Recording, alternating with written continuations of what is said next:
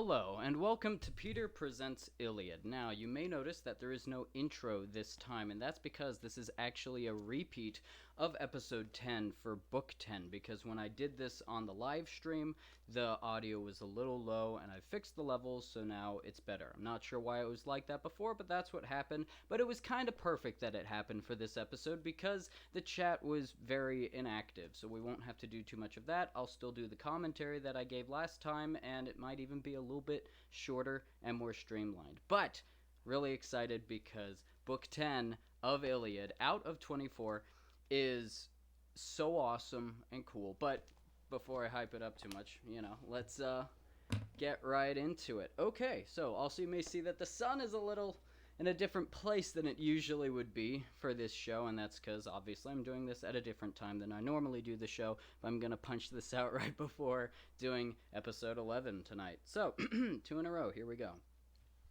Iliad 10. All the other leaders of the Greek alliance dozed through the night, subdued by soft sleep, but not Agamemnon. Sleep had no hold on the troubled mind of the army's commander. Think of lightning. Hera's rich hair streams in the sky when her husband builds storms, heavy rain or unspeakable hail, or snow that sifts down over cultivated land, or the barbed wire mouth of a battlefield. Thus Agamemnon. The density of the groans from his heart's deep core, his visceral fear. Whenever he looked out over the Trojan plain, he marveled at how many fires burned before Ilion's walls, and at the din of flutes and pipes, and the dull roar of humanity. And whenever he looked at the Greek ships, he pulled out clumps of his hair out from the roots in appeal to Zeus on high, and his heart ached. Nestor came to mind. He would go to Nestor, and the two would find some way to save the army. He sat up and pulled on his tunic, then laced on his sandals and threw a lion's skin over his shoulders, a fiery, reddish thing that reached down to his feet, and he took his spear. Menelaus was just as troubled and sleepless. What would happen to all the Argives who had crossed the water for his sake and come to Troy with war in their hearts? He drew around his shoulders the dappled pelt of a leopard, put a bronze helm on his head, and gripping his spear, he went through camp to waken his brother, the great warlord, whom the common folk honored as a god. He found Agamemnon by the stern of his ship, putting on his armor and glad to see his brother. Menelaus, good at the war cry, said to him, "Brother, why are you arming yourself? To rouse someone to scout out the Trojans? I am afraid you will find few volunteers for this mission. To go alone by night and spy on the enemy would take a brave man indeed." The warlord Agamemnon responded, "You and I need a plan, Menelaus, a good one, to save the army and the ships, now that Zeus has turned away from us. He seems to prefer Hector's sacrifices to ours. I have never seen or heard of any one man ever doing as much harm in a single day as Hector has done today to our boys by himself alone. And he is not even the son of a goddess or god. Go now, run quickly through the ships and summon Ajax and Idomeneus, while I go to Nestor and see if he will go to the sentinels and alert them. They would listen to him, for his son is captain of the guard. He is often unwilling to exert himself, not through sloth or lack of discernment, but in deference to my... skipped a page. For his son is captain of the guard. He and Meriones, Idomeneus' comrade. It was to them especially we gave this command."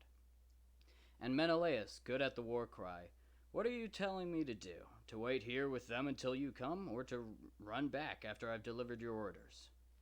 And the warlord Agamemnon, "Wait there, or we may miss each other as we cross the camp with all its paths.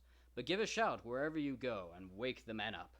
Call each man by name and by his father's name, honoring them all. Let's you and I not be too proud to work. Zeus gave us this burden when we were born." And so Agamemnon sent his brother off, but went himself to visit Nestor, a shepherd to his people, and found him lying on a soft bed next to his hut and black ship. Beside him lay his rich gear, shield, 2 spears, and gleaming helmet, and the shimmering belt he always wore when he armed to lead his men into battle. Nestor just didn't give in to grievous old age. He rose on his elbow and lifted his head and asked these questions of Atreus' son.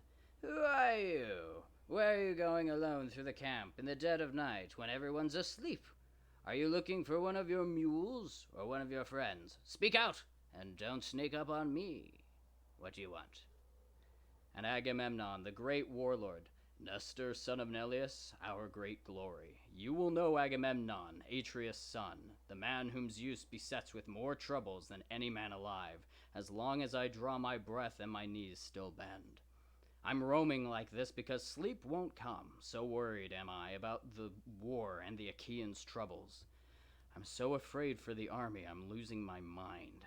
I toss and turn, my heart pounds through my chest, and I can't stop trembling. If you want to help, since it seems you can't sleep either, come with me and let's go to the sentinels, so we can make sure they haven't fallen asleep from fatigue and forgotten their watch. The enemy are bivouacked close by, and for all we know they might attack by night." And Nestor, the old Gerenian horseman, "Most glorious son of Atreus, Lord Agamemnon, Zeus in his wisdom will not fulfill all of Hector's hopes. No, his troubles will be worse than ours, if only Achilles would have a change of heart and give up his grudge. Of course I will go with you, but we should wake up some others, Tydeus' son and Odysseus, and the swift Ajax, and Meges too. And someone should go tell and summon the godlike Ajax as well, and Idomeneus, for their ships are the farthest. As for Menelaus, dear and honored as he is, and even if it makes you angry, I will not shrink from having a word with him myself for sleeping at a time like this and leaving you all the work. He should be hard at work beseeching all our best. This is a crisis we can no longer ignore." The warlord Agamemnon answered him, "You may remind him of his responsibilities another time, old sir, and with my blessing. He is often unwilling to exert himself, not through sloth or lack of discernment, but in deference to my leadership. Just now, though, he awoke before I did, and came to me, and I sent him out to summon the men you are asking for. But we should go. We will find them at the gates, among the guards, where I said they should gather. And Nestor, the old Gerenian horseman, this is how he will earn the army's respect and their compliance when he issues commands." So saying, he pulled on his tunic, laced sandals onto his supple feet, and buckled around him a purple cloak, 2-ply and broad, with a thick nap. He grasped a mighty spear tipped with honed bronze, and went off through the ships. Odysseus, who could match wits with Zeus, was the first the old Gerenian horseman woke up. His voice echoed in Odysseus' dreaming mind, and the Ithacan came out of the hut and said, "Why are you going alone through the camp in the dead of night? What's the emergency?" And Nestor, the horseman of Gerenia, "Son of Laertes in the line of Zeus, Odysseus, the strategist, don't be angry. We are under great duress. Come with us so we can rouse another whom we should consult as we decide whether to fight or flee." And Odysseus, the master strategist, got a shield from his hut and went with them. They came to Diomedes, son of Tydeus, and found him outside his hut with his gear. His men were sleeping all around him, using their shields for pillows, their spears driven upright in the ground on their spikes. The bronze glittered like summer lightning. The hero was asleep on an ox hide, a bright rug under his head. Nestor woke him, rolling him over with his heel, and scolded, "Up, son of Tydeus, are you going to sleep all night? Don't you know the Trojans are encamped on the rising ground close by the ships?" Diomedes was awake and up in an instant, and his words flew fast as he said to Nestor, "You're a tough old man, and you never quit. Couldn't one of your younger generation make the rounds? Waking up captains all through camp? You're impossible, though." And Nestor, the horseman of Gerenia, "That was well said, friend. I myself have perfectly good sons, and there are many others who could make the rounds and do the summoning. But we are very hard pressed. It all stands on a razor's edge now from the entire army. Ruin or survival. Now go, rouse swift Ajax and Meges if you really feel sorry for me." Thus spoke Nestor, and Diomedes threw over his shoulders a tawny lion skin that reached to his feet. Grasping his spear, he went off to rouse and fetch the warriors.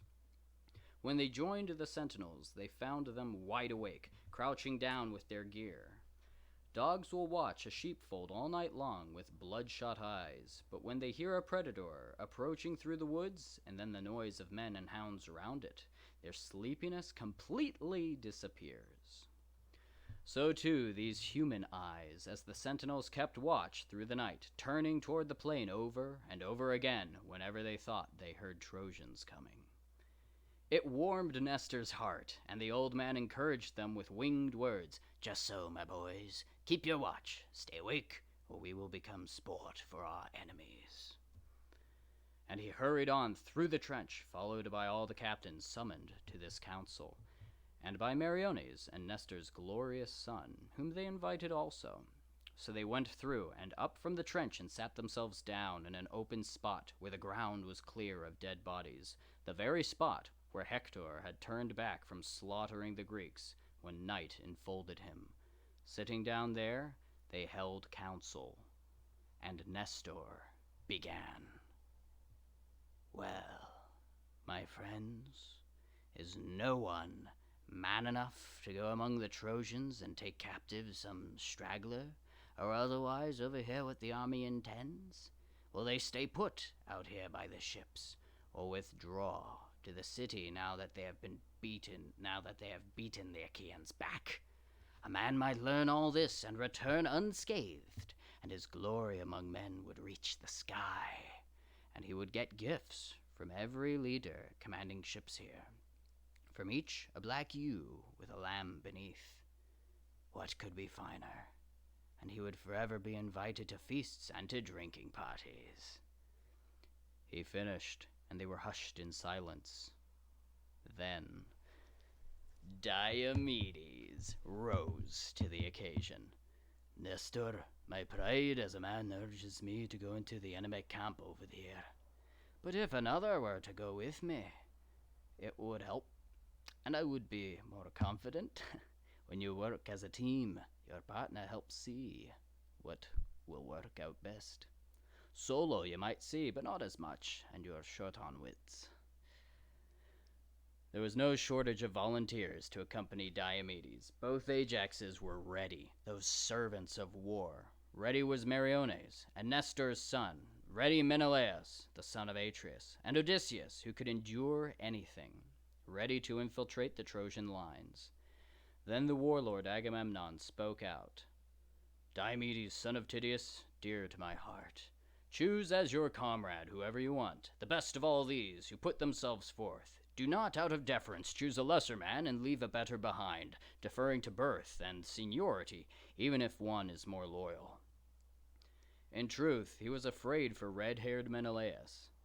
Diomedes, good at the battle cry, said, "If you really want me to make my own choice, how could I pass over godlike Odysseus, who has what it takes for any kind of work? The heart, the courage, and is Athena's friend. If he goes with me, we could make it back through blazing fire.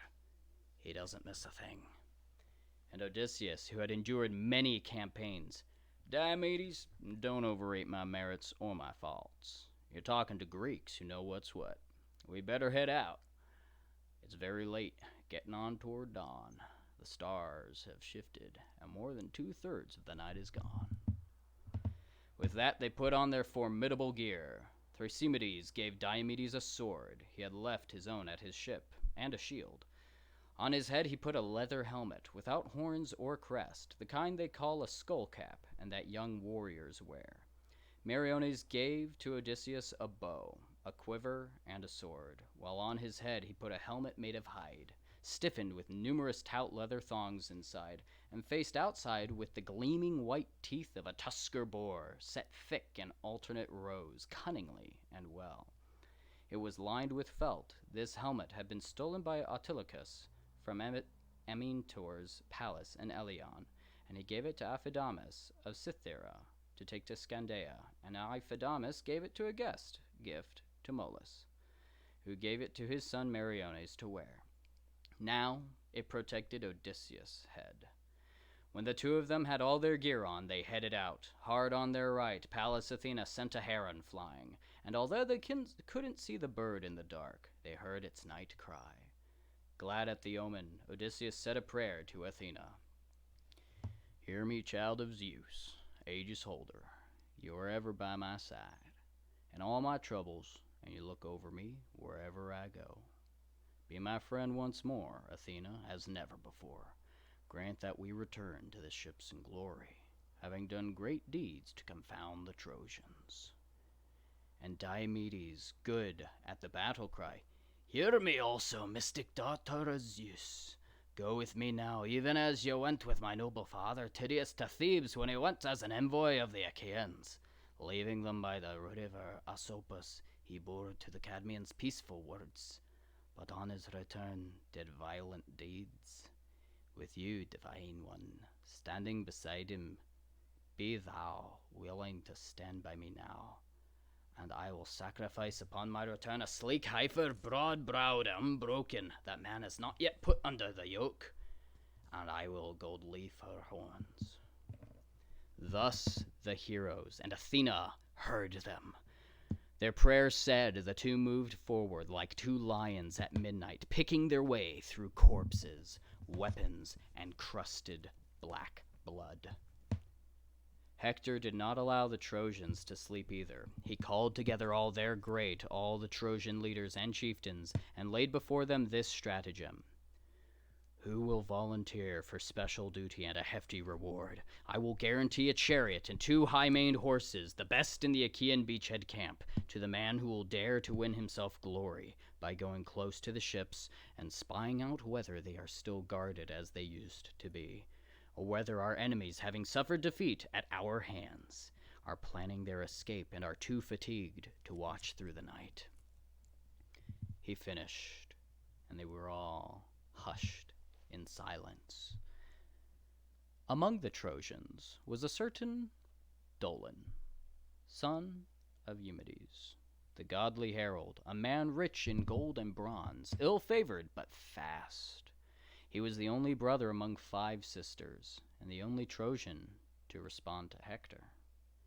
"Hector, my pride as a man urges me to go close to the ships and scout around, but lift your staff and swear to me an oath that you really will give me the horses and chariot, tricked in bronze, that carry the peerless Achilles. And I will not be a disappointment to you as a scout, but will go straight through their camp until I reach Agamemnon's ship, where their leaders will be deciding in council whether to fight or flee." So Hector took his staff and swore, "Zeus be my witness, Hera's thundering lord, that no other Trojan will drive these horses, but you alone will enjoy them forever." He swore an empty oath. Dolon, excited, slung his curved bow around his shoulders, cloaked himself in a gray wolfskin, and put on a weasel cap. Taking a javelin, he left for the ships, but he never returned to bring any information to Hector.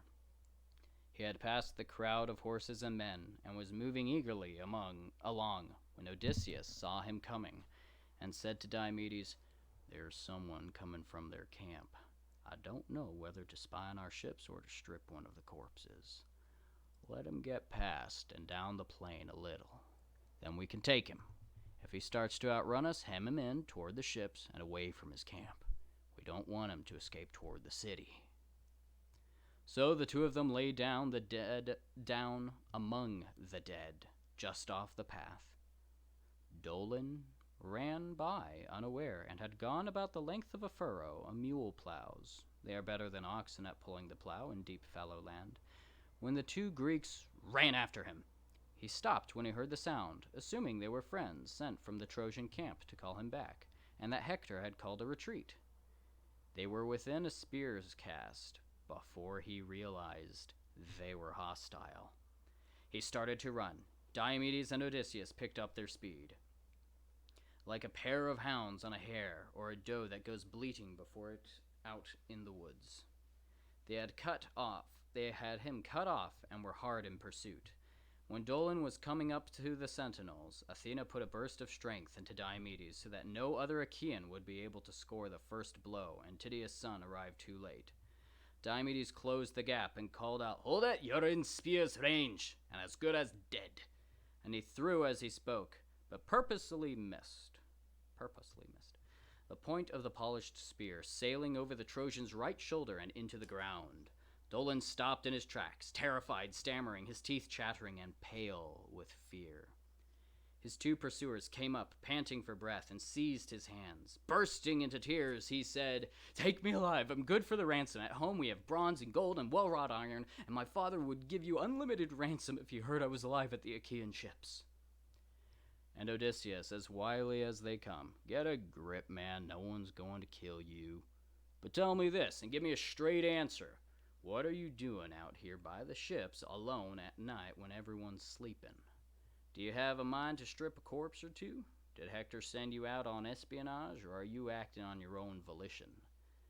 Dolon's knees were shaking as he answered, "Hector lured me into this, filling my mind with foolish hopes. He promised to give me Achilles' horses and his chariot, and he sent me out into the dead of night to sneak up close to the enemy's ships to find out whether they are guarded still, or whether the Greeks, having suffered defeat at our hands, are planning their escape and are too fatigued to watch through the night." Odysseus smiled at him wisely and said, "Your heart was set on a truly great reward, Achilles' horses, but they are difficult for mortal men to control. Only Achilles, born of a goddess, can master them. But tell me this, and give it to me straight. Where did you leave Hector when he left? Where is his battle gear? And where are his horses? How are the Trojans encamped and guarded? And what is their plan? Will they stay put out here by the ships, or withdraw to the city now that they have beaten the Achaeans back?" And Dolon, Diomedes' only son, "I'll tell you everything straight. Hector is holding a council at the tomb of Ilus, away from the turmoil. As for sentinels, none have been posted to guard the camp. The Trojans keep watch around their fires, urging one and another to stay awake, but the allies, coming from many lands, are all asleep, leaving it to the Trojans to keep watch, since their own children are nowhere near, nor their women." Odysseus, full of cunning, continued, "Then are the allies camped with the Trojans, or apart by themselves? I want details." Dolon, son of Diomedes, responded, "I'll tell you everything straight. Toward the sea are the Carians and Paeonians, archers with the Leleges, Caconians, and Pelasgi. Over toward Thembri and the Lycian sector. The Mysians are there too, along with the charioteers from Phrygia and Maeonia. But why all these details? If you want to infiltrate the Trojan camp, the Thracians are here at this edge. Just arrived with their king Rhesus from Ionius. He was the finest horses I ever saw, the greatest, whiter than snow, and as fast as the wind. His chariot is done in silver and gold, and he came with his massive gold armor, amazing to see. Not what mortal men wear, but what you'd expect from the deathless gods. But look, take me to the ships now, or leave me tied up here so you two can go and see for yourselves if I'm telling the truth." Diomedes looked at him darkly and said, "Don't even think about getting off, Dolon. Although you've been a fine messenger, you've fallen into our hands. If we'll let you go, you'll come to the Greek ships another time, either to spy on us or to fight in combat. If I take care of you now and make sure you're dead, you'll never worry the Greeks again." Dolon was reaching up to Diomedes in supplication, had almost touched his chin, when Diomedes sprang and with his sword severed the tendons at the nape of his neck. He was still shrieking when his mouth caught the sand. They stripped the ferret's skin cap from his head and took the wolf's hide, the recurved bow, and the long spear. Odysseus held these up and prayed to Athena the despoiler. Rejoice in these goddess, first of Olympians, to receive our offerings. Guide us once more, now to where the Thracians and their horses sleep." With that, he hoisted the gear into a tamarisk and stashed it there, leaving as a marker a bundle of branches that they couldn't miss on their way back through the black rush of night. Then they went forward through the carnage and weapons until they came to their goal, the Thracian camp. The exhausted soldiers were sound asleep, their gear in 3 neat rows on the ground around them, and by each man stood his chariot team. Rhesus slept in the middle, his thoroughbreds tethered by the reins to the chariot's deck. Odysseus pointed him out to Diomedes. "There he is, Diomedes, with his horses, the man that Dolan told us about." "Well, don't just stand there slouching in your armor. Untie his horses, or you kill the men and leave the horses to me." The gray-eyed one breathed into Diomedes, and he went up and down the row of Thracians, killing them one by one. Their groans were ugly when the sword struck. The ground turned to red mud. A lion comes to an unguarded pen of sheep or goats and leaps in with malice. So Tydeus' son went through the Thracians until he had killed 12. Odysseus, always thinking, pulled each body out of the way by the feet as soon as Diomedes did his work with the sword, so that the combed horses would have an easy path and not be spooked by having to step over dead bodies, which they were as yet unused to. The 13th was Rhesus. As Tydeus' son separated him from the sweetness of life, he gasped for breath. Diomedes stood over him that night in a bad dream sent by Athena. By now Odysseus had the horses free and roped together with the reins. He drove them out of the Trojan camp with his bow, not having noticed the gleaming whip in the chariot. He whistled over to Diomedes, who was pondering his next reckless move. Should he pull the chariot out by its pole, or dump the gear piled in it and carry it out, or should he just kill more Thracians? While he was weighing his options, Athena stood near him and said to the hero, "Time to get back, son of great Tydeus, to the hollow ships before some other god rouses the Trojans and you are chased back." He knew it was the voice of the goddess and quickly mounted the horses. Odysseus smacked them with his bow, and they made for the ships. Apollo was out that night too, and when he saw Athena helping Diomedes, he made his silver presence felt in the camp, and awakened Hippocoon, a Thracian lord, and one of Rhesus' high-born kinsmen. He started from his sleep, and when he saw the place empty where the horses had stood, and the men gasping in pools of blood, he groaned and called his old friend by name. Then everything was confusion and noise, the Trojans running up from all over the camp to view the havoc wreaked by the warriors, who by now were halfway back to the ships. When they reached the spot where they had killed Hector's spy, Odysseus reined in the horses. Diomedes jumped down and handed up to him the bloody spoils, then mounted again and lashed the horses, who flew on to the ships. Nestor heard the sound first and said, "Friends, Argive commanders and counselors, I may be mistaken, but I still must speak. The sound of horses' hooves strikes my ears. Let us hope that Odysseus and strong Diomedes have rustled some horses away from the Trojans. But I fear in my heart that the best of the Argives have come to harm in the enemy camp." He was hardly finished when they arrived. They got down and were welcomed warmly with hand clasps and gentle words. Geranian Nestor was first with his questions. "Praise be Odysseus, glory of the gods! Where did you two come by these horses? In the Trojan camp? Or did you meet some god who gave them to you? They shine like the sun. I'm always among the Trojans. Old I may be for a warrior, but I don't stay with the ships. But I never saw such horses as these. No, I think a god met you and gave them to you. Zeus in the cloud loves you both, as does his gray-eyed daughter who bears the Aegis." And Odysseus, wise in every way.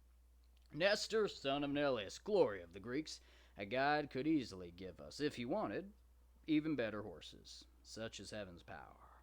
Now these horses, old sir, have just come from Thrace.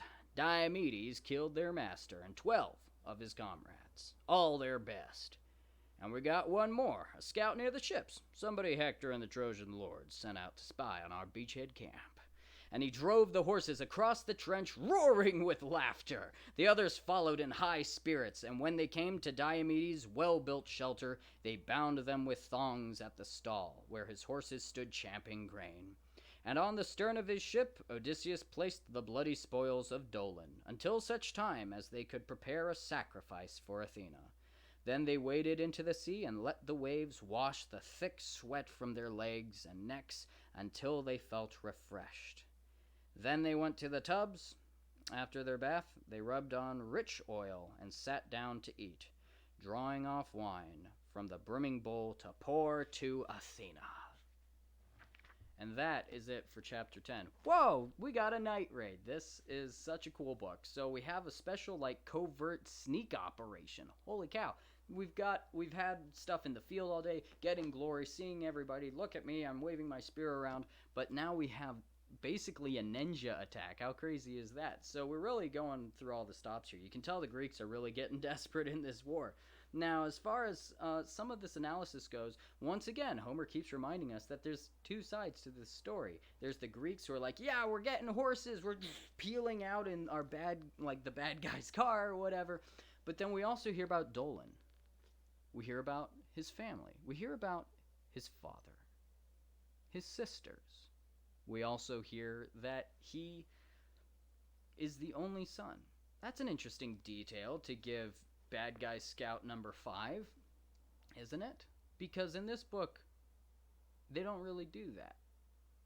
Everybody's a character in this book. I'm still working on the ships and all that, and you'll see why, because everybody you hear about is mentioned in that. And it's really quite something incredible. Now, there's something so cool and badass about this chapter. Like, you've seen a movie where this kind of thing happens. Like, the guys go in on a secret mission, and they, stir up some trouble, and they, peel out of there looking awesome. That happens all the time. Also, there's just other story tropes that are so cool. It's so interesting to see how old some of these ideas are. Like, when you've got the horses in the chariot, and they're really cool. It's that's the sweetest. That's like the Batmobile. If the Batmobile was made out of gold. Chariots are the Millennium Falcon. It's Shadowfax. It's the DeLorean. It's the vehicle that our heroes have or fight over and all that. So it's really something kind of cool. And that's kind of the way that the ancient Greeks would think about it. Obviously, they didn't know what the Millennium Falcon was, but at the time that Homer was doing this, chariot warfare wasn't really a thing for the Greeks, which I've said before. Now, one of the other things that's kind of cool is that the Greeks, as I've said, when Homer was creating this, the armor was very different than how it's described in the story. They didn't really use bronze that much for weapons and all that. So this is still an old story. This was an old story when Homer told it. But something kind of cool, as opposed to a contemporary thing. It's not like if we made a movie today about Afghanistan. This is like if we made a movie about World War II, or more like if we made a movie about ancient Greece, So, now, one of the things that's really cool that I wanted to show you was that there's something very interesting about the armor in this.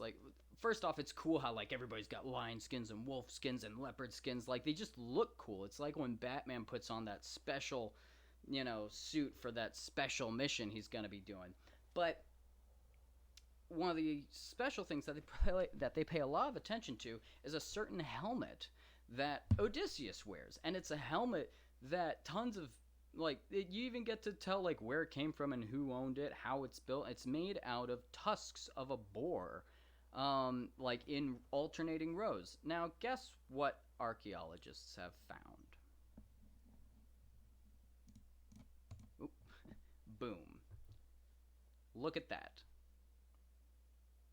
Now, in order to make this helmet, every 2 tusks, let me kind of go to the side here, every 2 of these tusks here would have been from one boar, okay? So, that's a lot of boar. Now, killing boars is very difficult. According to T.H. White, who wrote The Once and Future King, boar hunting is the most dangerous game you can do. Now, I don't know how true that is. I'm not really a hunter. I'd like to get into that someday. But one thing I do know as a Texan, and having my finger on the pulse of what's going on down there, is that wild hogs are no joke, and they will mess you up. They eat everything, and you're on the list. So anyway, I just think that's incredible that Homer would not have known about that. Like, would never have known about that kind of thing. That's one of the things that's so cool is Homer, hundreds of years later, is telling us this story that has the history perhaps has been passed down through oral tradition. We don't know exactly how this story came to be, but we know it must have been oral tradition because of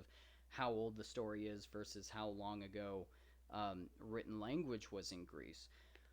But oh my goodness, the whole story is full of things that there's no way Homer could have known it unless someone told him. And there's no way they could have known that unless someone told them for hundreds of years, which is just mind-blowing to me that I'm holding this book right now in 2020. So anyhow, that's most of what's going on here. Diomedes still doing something incredible. It also is kind of neat that this story involves Odysseus and Diomedes, so if you couldn't tell by the favoritism that I give with their voices, are two of my favorite characters.